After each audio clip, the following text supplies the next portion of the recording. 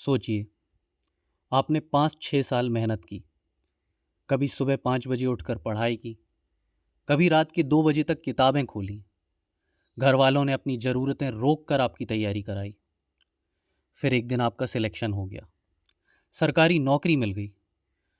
आपने appointment letter लिया, office join किया, आईडी कार्ड मिला। लोग आपको सरकारी कर्मचारी कहने लगे। और फिर एक सुबह आप उसी ऑफिस के गेट पर पहुंचते हैं जहां कल तक आप काम करते थे, और आपको बताया जाता है कि आपकी नौकरी अब जांच और फैसलों के दायरे में है। क्यों? क्योंकि सरकार ने उस परीक्षा को लेकर बड़ा कदम उठाया है, जिसके जरिए आपको नौकरी मिली थी। यही कहानी इस वक्त झारखंड में करीब 2000 सिलेक्टेड कैंडिडेट्स की है। और यहीं से सवाल शुरू होता है कि अगर परीक्षा में गड़बड़ी हुई थी तो जिम्मेदारी किसकी है? पेपर लीक करने वाले की, एग्ज़ाम कराने वाली एजेंसी की, सिस्टम में बैठे अधिकारियों की, या फिर उस कैंडिडेट की जिसने ईमानदारी से पढ़कर एग्ज़ाम क्लियर किया? और सबसे बड़ा सवाल, क्या सिस्टम की गलती की कीमत उन लोगों को चुकानी चाहिए जिन्होंने मेरिट पर नौकरी हासिल की? आज की कहानी सिर्फ झारखंड की एक रिक्रूटमेंट एग्ज़ाम की कहानी नहीं है। ये कहानी है उस भरोसे की जिस भरोसे पर भारत का करोड़ों युवा गवर्नमेंट जॉब की तैयारी करता है। कहानी शुरू होती है जेएसएससी सीजीएल से। जेएसएससी यानी झारखंड स्टाफ सिलेक्शन कमीशन। इसके जरिए राज्य सरकार अलग अलग डिपार्टमेंट्स के लिए भर्ती करती है। जेएसएससी सीजीएल यानी कंबाइंड ग्रेजुएट लेवल एग्जामिनेशन भी एक ऐसी ही बड़ी रिक्रूटमेंट एग्जाम थी।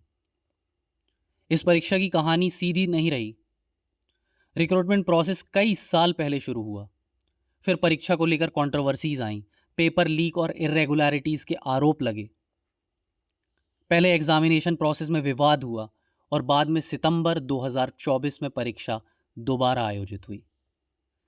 21 और 22 सितंबर 2024 को हुई इस परीक्षा में लगभग 3.4 लाख कैंडिडेट शामिल हुए थे। अब सोचिए, 3 लाख से ज़्यादा युवा, हर किसी की अपनी कहानी। किसी के पिता किसान होंगे, किसी की माँ टीचर, कोई प्राइवेट जॉब छोड़कर आया होगा, किसी ने दूसरे स्टेट में नौकरी करते हुए तैयारी की होगी। और इन सब के लिए ये सिर्फ एग्ज़ाम नहीं था, ये था एक स्टेबल फ्यूचर का रास्ता। लेकिन कंट्रोवर्सी ख़त्म नहीं हुई। दिसंबर 2024 में झारखंड हाई कोर्ट ने एलिज्ड पेपर लीक के मामले में फाइनल रिजल्ट के पब्लिकेशन पर रोक लगा दी और इन्वेस्टिगेशन का निर्देश दिया। यानी कैंडिडेट्स की ज़िंदगी फिर राइटिंग मोड में आ गई। फिर आया दिसंबर 2025। लगभग 1 साल तक मामला लीगल और इन्वेस्टिगेशन प्रोसेस में चलता रहा। फिर 3 दिसंबर 2025 को झारखंड हाई कोर्ट ने सीबीआई इन्वेस्टिगेशन की मांग वाली पिटीशन को खारिज कर दिया और जीएसएससी को रिजल्ट जारी करने का रास्ता साफ हुआ। इसके बाद सिलेक्शन हुआ और दिसंबर 2025 में सिलेक्टेड कैंडिडेट्स को अपॉइंटमेंट लेटर भी दे दिए गए। इतना ही नहीं, Jharkhand chief minister's office website पर भी 30 दिसंबर 2025 को जीएसएससी सिलेक्टेड कैंडिडेट्स को अपॉइंटमेंट लेटर दिए जाने का रिकॉर्ड मौजूद है। अब एक सामान्य इंसान की तरह सोचिए, आपने एग्ज़ाम दिया, कोर्ट प्रोसीडिंग्स ख़त्म हुई, रिजल्ट आया, सिलेक्शन हुआ, गवर्नमेंट ने अपॉइंटमेंट लेटर दिया, आपने नौकरी ज्वाइन कर ली। तो आपके लिए कहानी ख़त्म हो चुकी थी। आपको लगा अब ज़िंदगी पटरी पे आ गई। लेकिन असली ट्विस्ट तो अभी बाकी था। 17 अगस्त 2026 सब कुछ फिर बदल गया। 17 अगस्त 2026 को झारखंड सरकार ने एक बड़ा फैसला लिया। सरकार ने जीएसएससी सीजीएल एग्जामिनेशन को लेकर समीक्षा और जांच के आधार पर आगे की कार्रवाई का ऐलान कर दिया। और ये सिर्फ जीएसएससी सीजीएल ही नहीं, सरकार ने आउटसोर्सिंग जो एजेंसी थी TSR data processing private limited यानी टीडीपीएल द्वारा 2014 से लेके कराई गई परीक्षाओं और उनके द्वारा प्रकाशित रिजल्ट की जांच और पुनर्मूल्यांकन की बात कही। साथ ही एग्जामिनेशन रिफॉर्म्स की कमेटी बनाने की बात की। इसी बीच एक बहुत बड़ा डायमेंशन सामने आता है।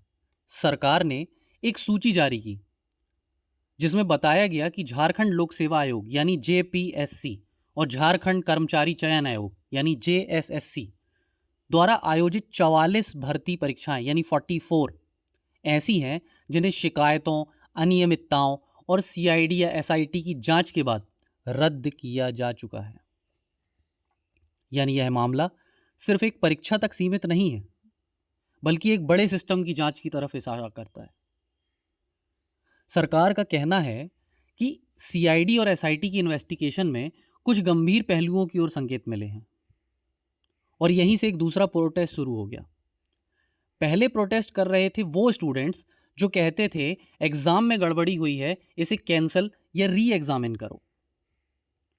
अब प्रोटेस्ट करने वाले वो लोग हैं जो कहते हैं हमने इसी एग्जाम को क्लियर किया है, हमारी नौकरी पर असर क्यों पड़ रहा है।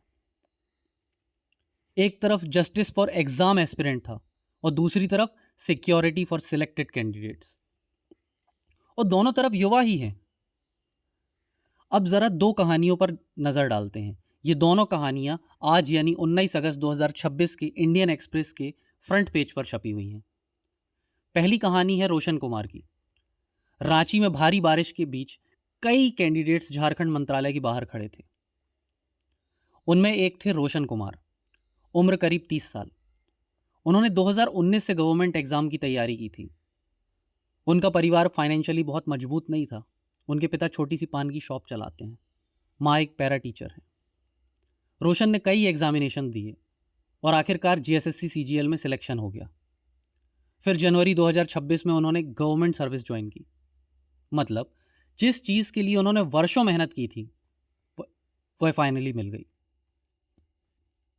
लेकिन अगस्त 2026 में उन्हें बताया गया कि जिस एग्जामिनेशन के आधार पर उनकी नियुक्ति की गई उस पर पुनर्विचार और जांच की प्रक्रिया चल रही है। उनका सवाल बहुत सिंपल है, मेरी गलती क्या है? और यही सवाल इस पूरी कहानी का सबसे इंपॉर्टेंट सवाल है। अब दूसरी कहानी चंदना कुमारी की है और वो भी बहुत कॉम्प्लेक्स है।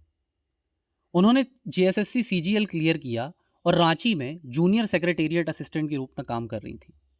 सोचिए, जिस ऑफिस में वो रोज जाती थी, जहां सिक्योरिटी गार्ड्स उन्हें पहचानते थे, जहां आईडी दिखाकर वह अंदर जाती थी, उसी ऑफिस के गेट पर उन्हें बताया गया कि उनकी नियुक्ति अब समीक्षा के दायरे में है। क्योंकि अब मामला सिर्फ एक व्यक्ति का नहीं, पूरे रिक्रूटमेंट प्रोसेस का है। और यही वो पॉइंट है जहां हमें एक बड़ा डिस्टिंक्शन समझना होगा। एग्जाम में गड़बड़ी की जांच और इंडिविजुअल कैंडिडेट्स की भूमिका दोनों अलग अलग चीजें हैं। अगर किसी पर्टिकुलर कैंडिडेट ने चीटिंग की है तो उसका सिलेक्शन कैंसिल कीजिए। अगर किसी ऑफिसर ने करप्शन किया है तो उस पर क्रिमिनल एक्शन कीजिए। अगर किसी एजेंसी ने पेपर लीक किया है तो उस एजेंसी और जिम्मेदार लोगों पर कार्रवाई कीजिए। लेकिन अगर हजारों कैंडिडेट में से बड़ी संख्या में लोग बिना किसी गलती या बिना किसी गलत काम के चयनित हुए हैं तो क्या पूरी प्रक्रिया को एक साथ रोकना ही एकमात्र रास्ता है? यही डिबेट अब झारखंड में चल रही है। लेकिन सवाल उठता है कि सरकार ने इतना बड़ा कदम क्यों उठाया? क्योंकि मामला सिर्फ एक एग्जाम तक सीमित नहीं रहा। सीआईडी की इन्वेस्टिगेशन भी चल रही है। 18 अगस्त 2026 को सीआईडी ने जीएसएससी सेक्रेटरी सुधीर गुप्ता से पूछताछ की। इसी इन्वेस्टिगेशन में अभय तिवारी नाम के एक व्यक्ति भी जांच के केंद्र में आ गया।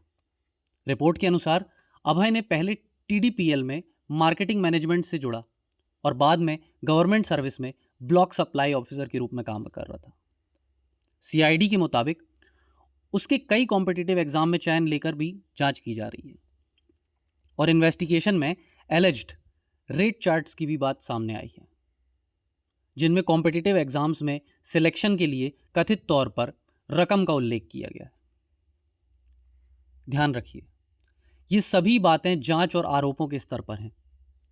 इन्हें अंतिम न्यायिक निष्कर्ष नहीं माना जा सकता। इन्वेस्टिगेशन अभी जारी है, लेकिन अगर जांच में रिक्रूटमेंट एग्जाम में बड़े पैमाने पे गड़बड़ी शामिल साबित होती है तो मामला सिर्फ एक पेपर लीक का नहीं रहेगा। फिर सवाल होगा कि क्या रिक्रूटमेंट एग्जाम के अंदर एक संगठित समस्या मौजूद थी। और यही बात इस कहानी को और बड़ा बना देती है, क्योंकि सरकार का फैसला सिर्फ जेएसएससी सीजीएल तक सीमित नहीं है। रिपोर्ट के मुताबिक टीडीपीएल की भूमिका कई एग्जामिनेशन वाली स्क्रूटनी अब सवालों के दायरे में है। एक रिपोर्ट ने जेपीएससी और जेएसएससी की कई परीक्षाओं में एजेंसी की भूमिका की जांच की बात कही है। और जेएसएससी सीजीएल के लगभग 2000 सिलेक्शंस का एक डिटेल ब्रेकडाउन भी सामने आया है। इनमें कई पद जैसे assistant branch officer, junior secretariat assistant, block supply officer, block welfare officer etcetera और कुछ अन्य पोस्ट शामिल हैं। यानी ये सिर्फ 2000 जॉब्स का एब्स्ट्रैक्ट नंबर नहीं है। इन 2000 जॉब्स के पीछे 2000 फैमिलीज हैं। किसी ने लोन लिया होगा, किसी ने दूसरी नौकरी छोड़ी होगी, किसी ने शादी की होगी, किसी ने घर बनाना शुरू कर दिया होगा, किसी के पेरेंट्स ने सोचा होगा कि अब हमारा बेटा या बेटी सेटल हो गया है, और अब वही लोग फिर से अनसर्टेनिटी में खड़े हैं। लेकिन इस पूरी कहानी में एक और एंगल भी है। कुछ लोग इस पूरे आंदोलन को झारखंड के ऐतिहासिक रेजिस्टेंस से जोड़कर देखते हैं। लेकिन यह समझना जरूरी है कि आज का स्टूडेंट मूवमेंट और बिरसा मुंडा का उलगूलन दो अलग अलग ऐतिहासिक परिस्थितियां हैं। बिरसा मुंडा का आंदोलन 19वीं सदी में कॉलोनियल शासन, लैंड एलिनेशन और ट्राइबल अधिकारों से जुड़ा था। आज का आंदोलन एक मॉडर्न एडमिनिस्ट्रेटिव और रिक्रूटमेंट सिस्टम की पारदर्शिता और फेयरनेस से जुड़ा है। दोनों के संदर्भ अलग अलग हैं, लेकिन एक समानता जरूर है। वो ये कि जब लोगों को लगता है कि व्यवस्था उनके साथ न्याय नहीं कर रही है तो आवाज उठती है। पहले ये आवाज गांवों और जंगलों से उठती थी। आज यह आवाज डिजिटल प्लेटफॉर्म्स पर भी उठती है, जैसे Instagram, Twitter, YouTube.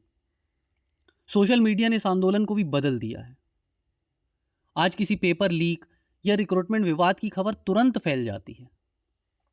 WhatsApp, Telegram, Twitter और इंस्टाग्राम पर यह तेजी से पहुंचती है। इससे स्टूडेंट्स को अपनी बात रखने का मंच मिलता है। बहुत से YouTube platforms like news pinch ने काफ़ी सपोर्ट किया है स्टूडेंट प्रोटेस्ट को, लेकिन इसके साथ मिस इन्फॉर्मेशन का खतरा भी बढ़ता है। इसलिए किसी भी वायरल जानकारी को बिना वेरिफिकेशन के सच मान लेना सही नहीं है। और ऐसे मामलों में इन्वेस्टिगेशन, एविडेंस और ड्यू प्रोसेस सबसे ज़्यादा ज़रूरी है। अब असली सवाल, आगे क्या होना चाहिए? इस पूरे मामले में 3 चीज़ें समान रूप से ज़रूरी हैं। पहला, निष्पक्ष जांच। अगर गड़बड़ी हुई है तो जिम्मेदार लोगों की पहचान हो। सिर्फ छोटे स्तर पर नहीं, पूरे सिस्टम में अकाउंटेबिलिटी तय हो। दूसरा, ईमानदार कैंडिडेट्स की सुरक्षा। जो लोग किसी भी गलत काम में शामिल नहीं हैं, उनकी स्थिति को व्यक्तिगत स्तर पर जांचा जाए। हर कैंडिडेट को एक ही नज़र से देखना न्याय संगत नहीं होगा। तीसरा, सिस्टम में सुधार। अगर बार बार ऐसी समस्याएं सामने आ रही हैं तो रिक्रूटमेंट सिस्टम को मजबूत और पारदर्शी बनाना जरूरी है। आउटसोर्सिंग, इवैल्यूएशन और मॉनिटरिंग के स्तर पर सुधार की जरूरत है। और आखिरी बात, भारत में गवर्नमेंट जॉब सिर्फ एक नौकरी नहीं है। यह लाखों परिवारों के लिए स्टेबिलिटी, सम्मान और भविष्य की उम्मीद है। इसलिए जब कोई रिक्रूटमेंट प्रोसेस विवाद में आता है तो असर सिर्फ कैंडिडेट पर नहीं पड़ता, पूरा भरोसा प्रभावित होता है। और दूसरी तरफ, अगर सच में सिस्टम में गड़बड़ी है तो उसे नज़रअंदाज भी नहीं किया जाना चाहिए, क्योंकि एक गलत रिक्रूटमेंट का असर पूरे प्रशासन पर पड़ता है। तो फिर रास्ता क्या है? रास्ता ना तो ब्लाइंड कैंसिलेशन है और ना ही ब्लाइंड एक्सेप्टेंस। रास्ता है निष्पक्ष जांच, व्यक्तिगत न्याय, पारदर्शी सुधार और भरोसे की बहाली। सरकार ने एग्जामिनेशन रिफॉर्म्स की बात कही है। अब असली परीक्षा उस रिफॉर्म की होगी कि क्या वह सिस्टम को इतना पारदर्शी बना पाता है कि भविष्य में किसी स्टूडेंट को अब यह सवाल ना पूछना पड़े। वो सवाल है कि अगर गलती सिस्टम की थी तो सज़ा हमें क्यों मिल रही है।